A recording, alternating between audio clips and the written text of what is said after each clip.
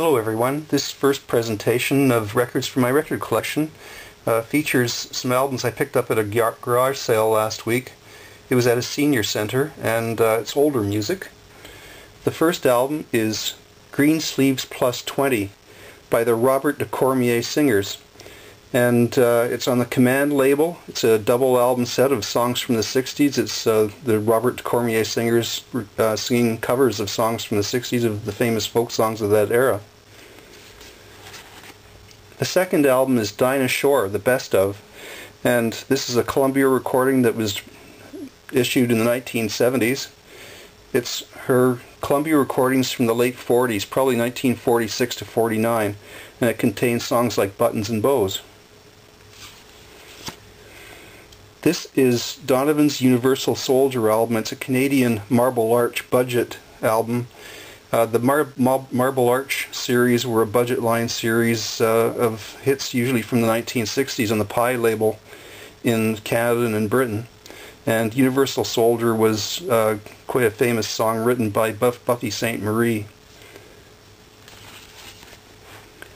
This is a compilation album on the Coral label from the late 1950s. It has some of their big artists of the time, like the Maguire Sisters, Sugar Time, the Ames Brothers, Teresa Brewer, Buddy Holly. Peggy Sue was on this, which is quite a rarity, I would think, to have it on a compilation album like this.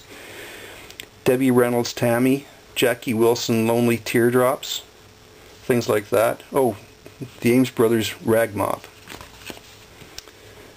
This is Chet Atkins. It's a double album on RCA.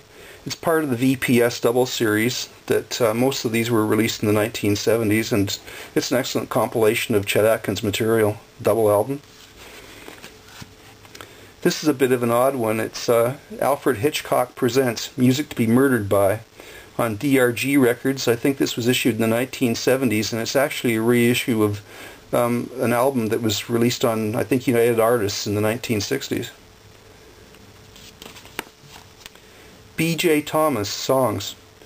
This B.J. Thomas album was released in 1973. It was recorded in New York, and the material on it, the songs were written by Brill Building singer-songwriters, Carole King, Jerry Goffin, Man and Wheel. And something notable about this is that they give credit to Gene Cornish and Dino Danelli from the Young Rascals, who played some of the music on this album. The Best of the Maguire Sisters. This is a compilation double album of their recordings from the 1950s. It's their choral recordings, but choral was became part of MCA. It's part of the MCA 4000 series.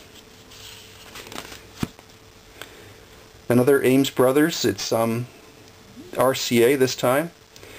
It's a double album, the Ames Brothers, all their greatest hits, and this is an imported album, I think from Britain. A JFK album. It's called A Documentary, The Presidential Years, 1960 to 63, and it's on Fox, 20th Century Fox Records. There were many LPs after JFK's assassination that were, many albums were released to cash in, I guess, basically on the fact that people wanted material to remember the JFK era. Johnny Ray's Greatest Hits. This is a reissue album of the original Columbia album, featuring songs like Cry, Just Walking in the Rain, and The Little White Cloud. It was a big hit for him in the early 1950s. This is a Canadian album. Montage. Haygood Hardy and the Montage, and it's on GRT Records. It's Haygood Hardy, early 1970s, and it's quite an uncommon album, I think. He became more famous later on in the 1960s, producing and recording instrumental albums that were easy listening. He was very popular here in Canada. This is a 78. I don't know if you can see this very well, but it's the Chordettes, Mr. Sandman, which I think is just a great song from the 1950s. This is a box set, Reader's Digest. It is songs of the late 1940s, and it's really an excellent compilation of material from that era. And you see on the cover here, you have people like Perry Como, the Andrews Sisters, Guy Lombardo, Bing Crosby, Benny Goodman, I think it's the Mills Brothers, and a lot of great songs. It's a multi-album set, I think 5 albums, and it's a really good one. And last but not least is another compilation album of artists, easy listening artists and people from the 1940s and 30s, recording and singing, playing the music of early Irving Berlin. And this is from a record club, I think a Columbia Record of the Month club type thing. It's a 4 or 5 album set, and there's a nice book inside, and it's a really good find. So I hope you've enjoyed this presentation of some of the albums I've picked up in the past week or two. Bye.